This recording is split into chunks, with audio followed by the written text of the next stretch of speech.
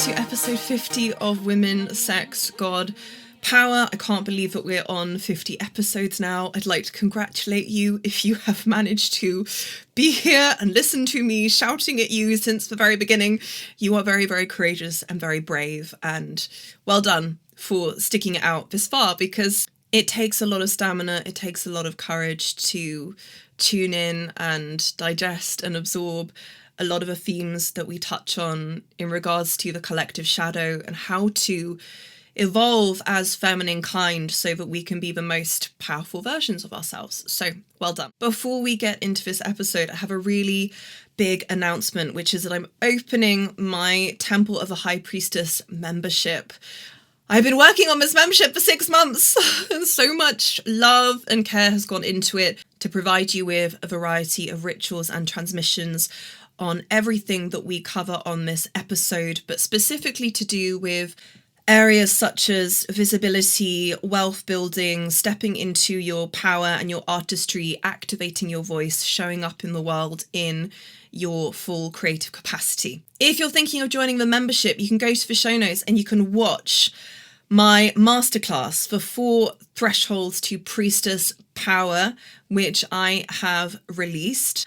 And do make sure that you watch it until the very, very end so that you get the full transmission of everything that we're going to be covering inside of the membership. So make sure that you go to the show notes once you've finished listening to this episode. Without further ado, welcome to today's episode. Sorry, we're not ready for a matriarch. Originally, I wanted to leave this as more of an open question.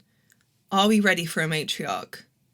Do you, as one of my regular listeners, as one of the women who regularly consumes my work and is very sensitive and very attuned to what is happening energetically, who has likely often experienced deep persecution and betrayal and heartbreak at the hands of other women, do you believe that we are ready for a matriarch?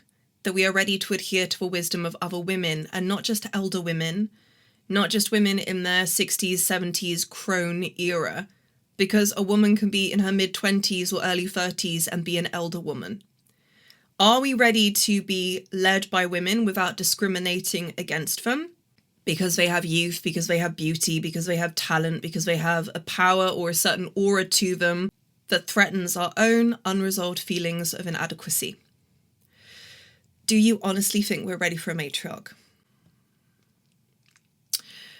We are not going to move from a patriarchal society into a matriarchal society overnight. It's just not going to happen. Because in between moving from patriarchy into a matriarch, which is upheld by the original indigenous wisdom, matriarchal teachings that originate from, I would say, African culture, which is the womb, the mother, the birthplace of matriarchal principles, along with Mesopotamia, along with ancient Egypt. In between patriarchy and matriarch, getting to a matriarch, in between now and then, what we are up against is a whopping, mammoth, great void containing all of the wounds, the pain, the betrayal, the distrust that women hold towards other women, that we as a collective of women hold towards other women because of our history to one another, because of a relationship that we've had with one another for the last 10,000 years. What has predominantly governed the bond that we call female friendship or sisterhood is built upon scarcity, likability, trauma bonding, sameness, right? No woman in the group setting, in the hive mind of scarcity feminine consciousness, no woman can be more of an authority figure, more powerful, more beautiful, more magnetic, more gifted, more anything within that sisterhood, within that group setting. And even a lot of sisterhood circles is sameness, likability, and no woman outshining the other. And beneath this very, very shaky foundation of only being able to bond with other women as long as they are not too threatening, too intimidating, too advanced, too much of something that other women have not claimed within themselves, is a great void filled with the pain and unprocessed trauma and wounds of betrayal that we as women have experienced from other women throughout the ages, throughout generations and generations of living under patriarchy, having to compete, having to fight against one another, being told that there are limited resources, limited amount of good men to partner with, and as a result of that, often choosing to betray other women in exchange for securing relationship with a man or men. Most women, as I've said quite a few times, with a lot of backlash, and that's fine, I don't care, I'm going to keep saying these things, most women are male-centered. Unfortunately, most women would throw you under a bus if it meant that they got to secure the affections of a man that could potentially provide for them or give them something that they see you would not be able to give them. Scarcity mentality. This is part of a scarcity wounding and mentality, and it's very much a result of women feeling so disempowered that they're not able to cultivate resources for themselves. They don't know how to cultivate those resources. They have to go through a man, and in the process of going through men, what suffers are their female friendships. Their female friendships are compromised as a result, and this is going to continue playing out over and over and over again until we, as women, have looked at the wound of inferiority, the wound of not enoughness, the wound of scarcity, the wound of inadequacy, of insecurity, of feeling that we're not going to be chosen, because this is really what lies at the core of sisterhood wounding, betrayal from other women, us betraying ourselves, us betraying other women in the name of scarcity, in the name of trying to secure ourselves, and operating from the unconscious feminine rather than the conscious feminine who recognizes that abundance is actually unlimited and that we can all win. We can all have as much of the resources that we desire, but we can't experience that as a reality until we have really looked at this wounding that is so charged and very real because it's coming from centuries of women having betrayed other women. Where we are right now in our consciousness in terms of a feminine collective means that the idea of matriarchy is a little bit delusional. It's not impossible, but it is delusional. And I think women who are pushing the concept of matriarch without actually having done the necessary inner excavation, shadow work, healing, really zooming in and looking at their responses to powerful women. Because this is really it, right? This is not about how you are around the everyday, average, ordinary woman who hasn't done that depth of energetic work, embodiment work, the excavation of the exiled feminine parts, the activation of her divine, dark femininity. That wound of inferiority and inadequacy is not getting triggered in response to your relationship with the everyday woman. It gets confronted in most women when they recognize the leadership qualities within another woman, when they recognize that she has reclaimed the aspects of her femininity and consciousness that the whole of society has told her she's not allowed to access and express. There's a very specific archetype of woman, and it's also particularly younger women who are a bit more advanced in their ability to articulate themselves, to manifest and actualize and realize their potential and their dreams. This is when the wound of inadequacy, the shadow feminine, gets activated in other women. And my issue with women that push the idea of matriarch is that it tends to come from women who are only comfortable being in circles, being in sisterhood community settings with women who tend to be of a certain archetype. Women who can only accept one another when nobody is outshining anybody else, when nobody is more advanced than anybody else. This is not what matriarch looks like, by the way. Matriarch doesn't look like you as a woman are only welcome into my circle and into my community as long as you don't shine too brightly. as long as you don't demonstrate that you have actualized and awakened aspects of your consciousness and your power that everybody else in this particular community setting has not been able to accomplish. You know, as usual, I'm saying the quiet part out loud because one of the reasons why I started this podcast and why I do these video transmissions is because I'm so tired of women painting over reality of the depth of maliciousness and jealousy and envy that they often feel towards other women who have, as I said, awakened, reclaimed, reintegrated aspects of their power that we have been institutionally and generationally conditioned to not be able to express, to not be able to own, and publicly. And until women are able to confront the shadow of inferiority within them, the shadow of jealousy, witness and recognize that there are still parts within them that do not make it safe for other women to be in relationship with them. And I genuinely mean that, right? There are a lot of women on this earth, our mothers included, who are not safe to be around because of jealousy, because of that shadow of inferiority.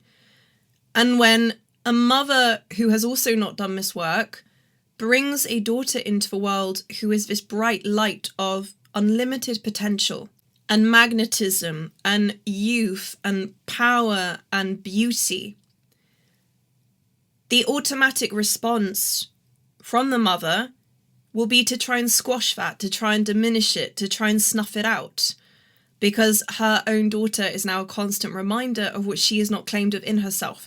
I grew up with a mother like this. One of my deepest wounds begins with my mother, begins with having a mother who carried out a lot of jealous behaviors, a lot of things that were so contradictory and so in dissonance with what you would expect from your own mother. I experienced that from my mother. I experienced it from my older sister. I experienced it from almost every female cousin in my family, every female friend I've ever had without exception. There's always been some form of malicious behavior, envy, jealousy that ended in betrayal because they could not stand in the presence of not just me. I don't even take this personally, but I understand I am the very archetype of woman that tends to trigger this wounding. But they could not stand in the presence of any woman who has activated and embodied a depth of feminine power that enables her to accomplish things in her life that most women feel blocked from accomplishing because they have fears around being persecuted, around being disliked, around losing belonging. These are all things that we come in bearing as women. And as I've said many times, there is not a single woman on this earth who hasn't come in with that wounding, which is embedded and etched interwoven into the fabric of the feminine consciousness. We all come in bearing this wound of scarcity, the wound of not enoughness, the wound of feeling we have to perform for our parents, perform for men, perform to get affection, to believe that we are worthy, that we belong, that we deserve love. There is so much performance that we have been conditioned to believe we have to spend so much of our energy, extract so much of our energy in order to achieve, in order to receive what we should naturally be given in abundance. And the fear and the distrust that we hold towards women who have actualized their power, this is something we all need to look at, myself included. I have had to go through this process many times in myself in relationship to women who have achieved things that I want to achieve. And I've had to be very firm with myself, extremely firm, when I recognize there is this energy of jealousy or destructiveness that wants to pull another woman down. I've had to recognize it as part of a programming that is embedded within us as women, something that needs to be carefully and often kept in check.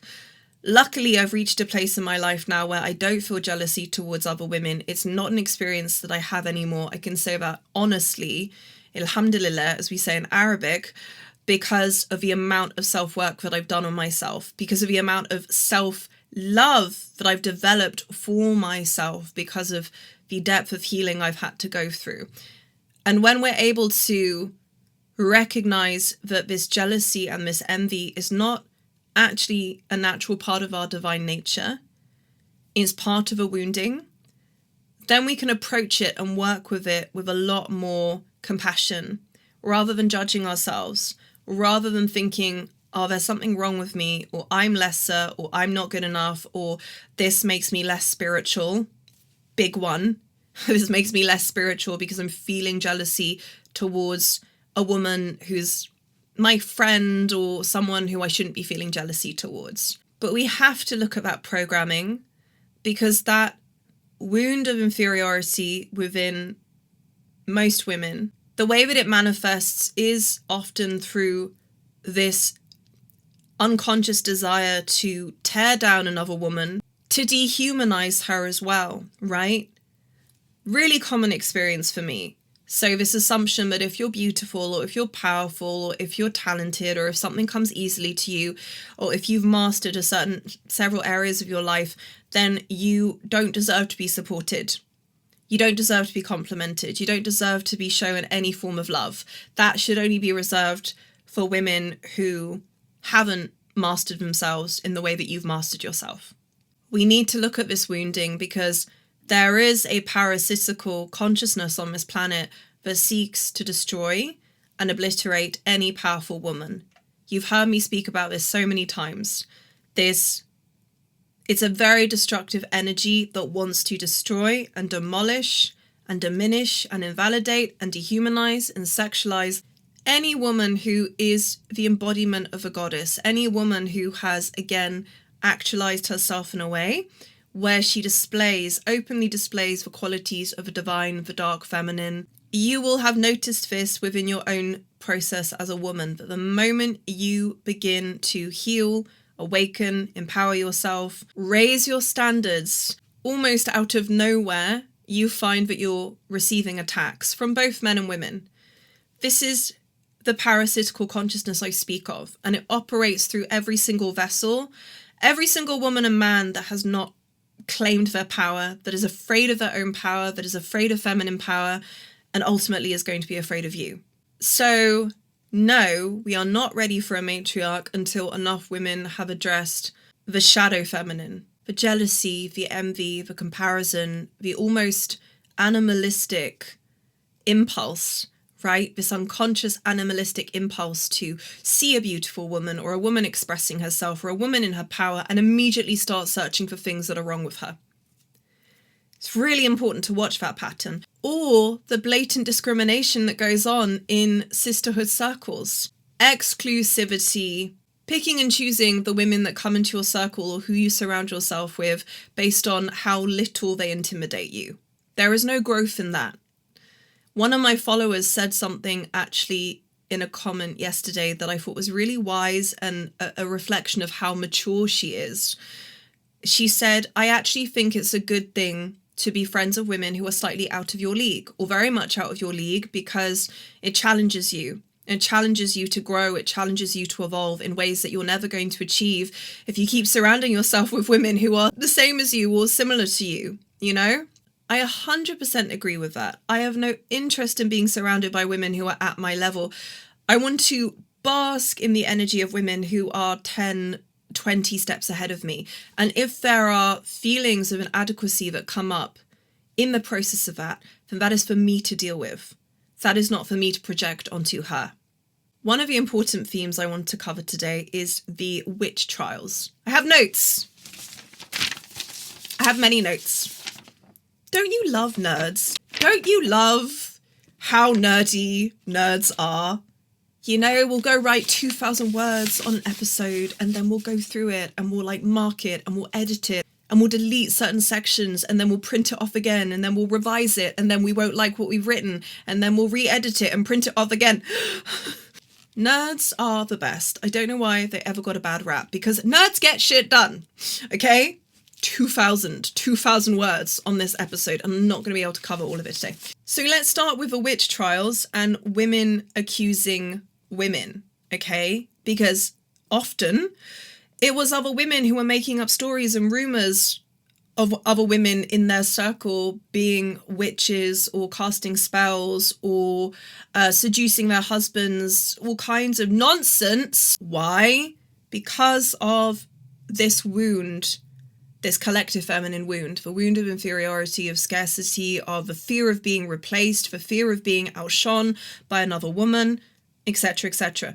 The Salem witch trials were often described by historians as being fueled by jealousy, ambition, and animosity. Women would make certain accusations, accusing other women of being witches, out of rivalry, resentment, and unprocessed female rage operating within this system that gave women almost no legitimate outlet for power. Jealousy and romantic entanglements fueled many of these accusations. So young women, maybe harbouring feelings for unavailable men, could exploit the witchcraft hysteria to eliminate romantic rivals. Or older women who were jealous of younger women. Single women accused were often associated with or friendly towards the object, the man, the object of the accuser's affections. Specifically when it came to older women. In a society where older women held influence, younger girls, often marginalised and overlooked, found in the accusations a means to reverse the power dynamics.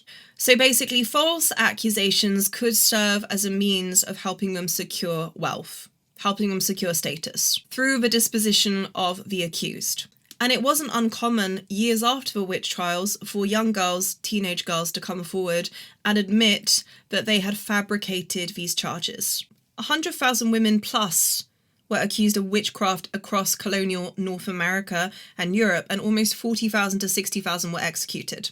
Around 80% of victims were women, obviously, and the women targeted were typically marginalised women, spinsters, widows, those without a male provider. And then obviously women employed in healing occupations, so midwives, herbalists, priestesses, oracles, psychics. Any healer would also be targeted.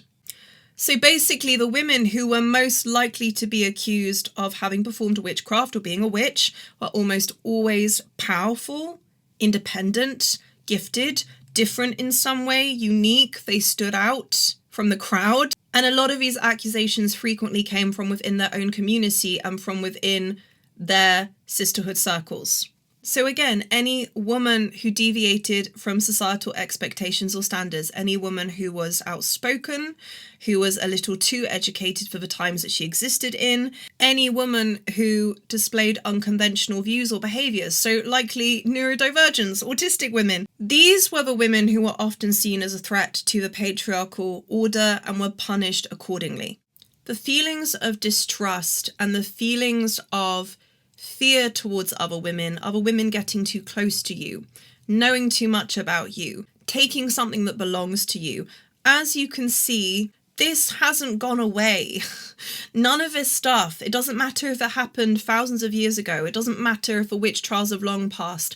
None of this wounding or trauma that was born out of the witch trials, born out of women betraying other women, accusing other women of being witches, none of it has gone anywhere.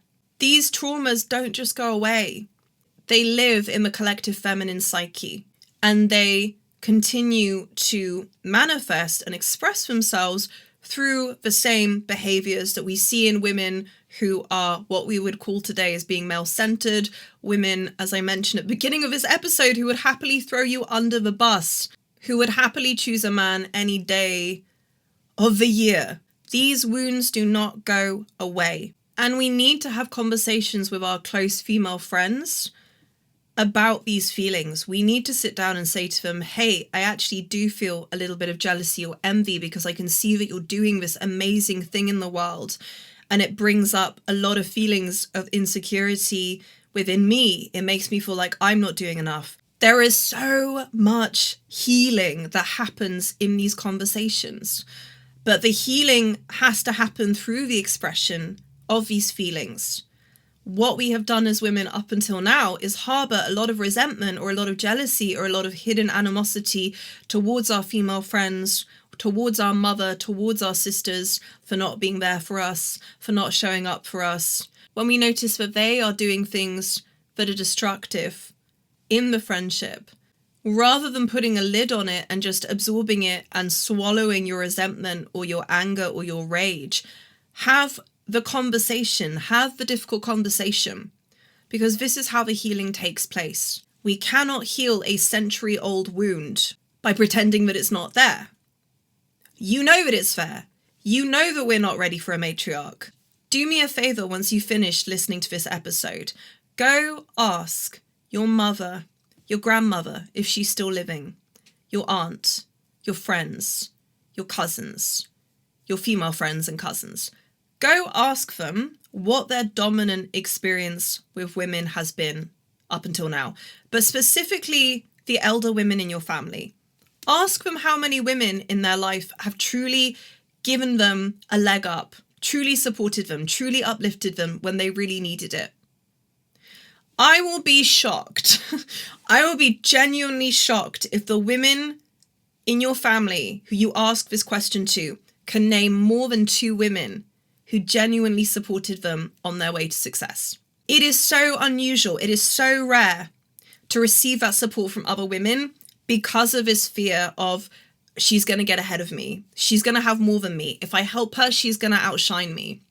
Even with all my views on men, even with everything that I have to say about men, the amount of trauma that men have personally caused me, I would still choose to trust a man in helping me build my success over a woman any day. I would choose to trust a man. I would choose to work with most men over most women. The reason being that my experience with men has been generally mixed. Some of them are assholes. Some of them have been great. Some of them have been genuinely supportive. But my experience with women has always been the same. Sooner or later, feelings of jealousy or envy arise. Sooner than later, they start to get competitive. They start to compare. They can't maintain the friendship. I would choose to trust a man over a woman any day at this stage in my life. Ask me a year from now, I might have changed my mind. But at this point where I am in my life, based on all the wounds and all the heartbreak that I need to heal from what I've experienced with most women, I would still choose to trust a man. And I would really be interested to know, when you go ask the women, the elder women in your family, what their dominant experience has been, I would be shocked if they have had more than 2 women in their life who have genuinely supported them. Let me know. Ask them, let me know. Come back, comment, leave a comment. Let's have a conversation about it. I'm happy to be challenged. I'm always happy to be challenged, but this is part of what we're trying to unpack here, right? Female rivalry. The other thing also is that, historically, when we look at this historically, obviously for centuries, women have been implicitly and explicitly indoctrinated with a notion that their survival depends on being chosen by a man. Being chosen, being approved of, being protected, being beautiful enough, being the most beautiful, magnetic, alluring woman in every room. And that how well they were going to do in life was determined by how pleasing, accommodating they were to men who had power, were in power. This is the wounding that has created this unconscious competition for safety, financial, physical, and social.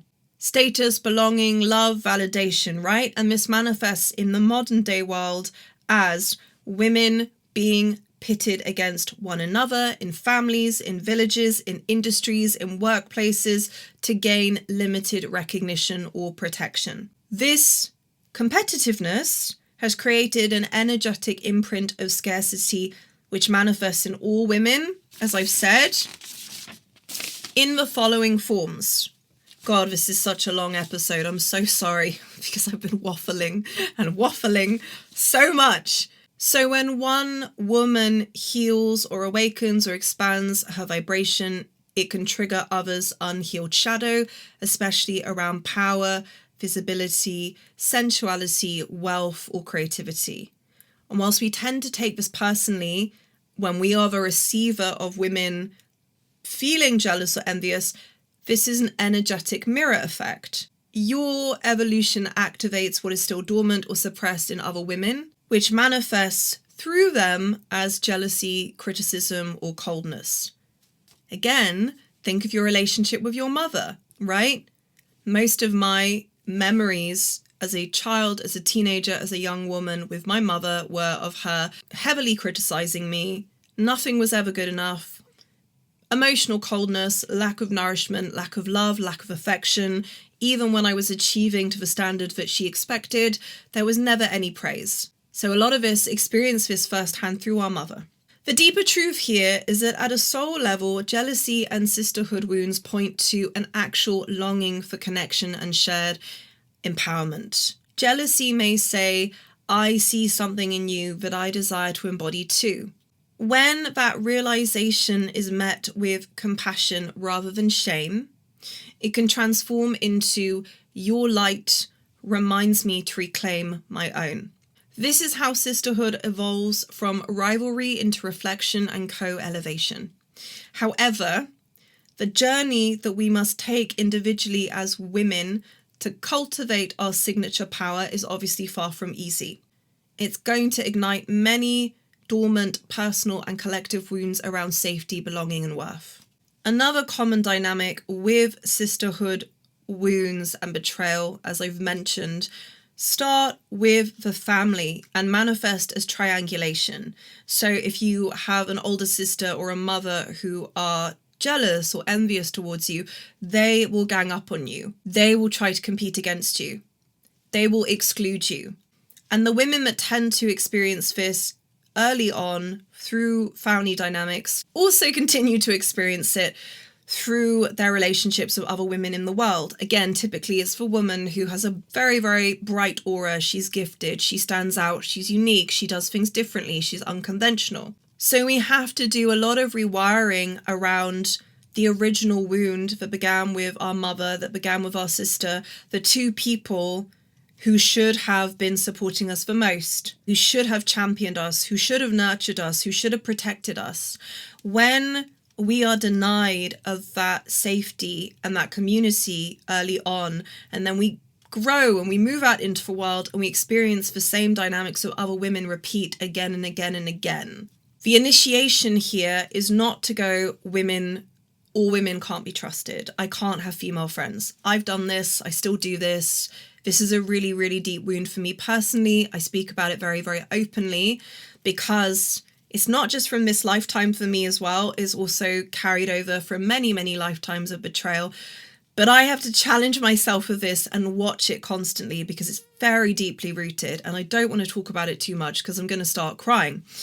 But when our early experience has been of betrayal from our female family members, we have to do a lot of reseeding and repatterning the subconscious, a lot of somatic work to process that wound and not allow it to eclipse the rest of our reality and how our friendships with other women are going to look moving forward. In spite of everything that I've said today, and even in spite of what I've said regarding how I would still prefer to work with men at this point in my life than most women, the relationships and the nurturing and the healing that we can experience in relationship with other women, there is nothing like it. There is nothing that compares to it. Even the intimacy that we receive through our romantic partnerships, what we receive in the form of intimacy through women, it has a different quality, and nothing can compare to that particular depth of intimacy. Things that only other women can understand, right? No matter how evolved, how awakened, how in touch a man is with his feminine, there are some things that only women can truly understand. So the conclusion that I would like to bring you to end this episode, in spite of everything that I have articulated that might not seem very positive, is that yes, we need other women. We need to be in community, in relationship with other women. It is so important for our own health, for our own well-being, for our ability to connect with the aspects of our feminine expression that have been so persecuted and so misunderstood, and that have never been given a safe space to be able to express themselves. So I'm going to leave this episode on that note. Thank you for tuning in and listening. Might need to do a part 2 at some point because there's a lot more to cover. If you're enjoying this podcast, please make sure that you go follow the podcast page, this podcast page, before you tune out. Please do leave comments to let me know how this episode landed, your own experience with jealousy from other women, or the struggles that you yourself have had as a woman in relationship with other women. I love hearing from you. It's really important for me to hear from you because it gives the topics I cover on here direction. Please also do rate the show because that means so much to me, and it also pushes the algorithm on Spotify and it lets the algorithm know that this podcast is worth listening to. And lastly, don't forget to sign up to the 4 thresholds to Priestess Power, the brand new masterclass that is going to take you through 4 key initiations that every woman on the priestess path needs to go through in order to master her relationship with visibility, money, power, using her voice, stepping into a leadership role. And if the masterclass speaks to you and you want to do this work inside a container, then I invite you to join the Temple of the High Priestess membership as well. I'm going to link the links to both the masterclass and the membership. You can enter the membership through 3 different ways. There are 3 different payment options. Choose the option that aligns with your needs at this time. And I will see you for the next episode. Thank you so much for tuning in. Lots of love and bye.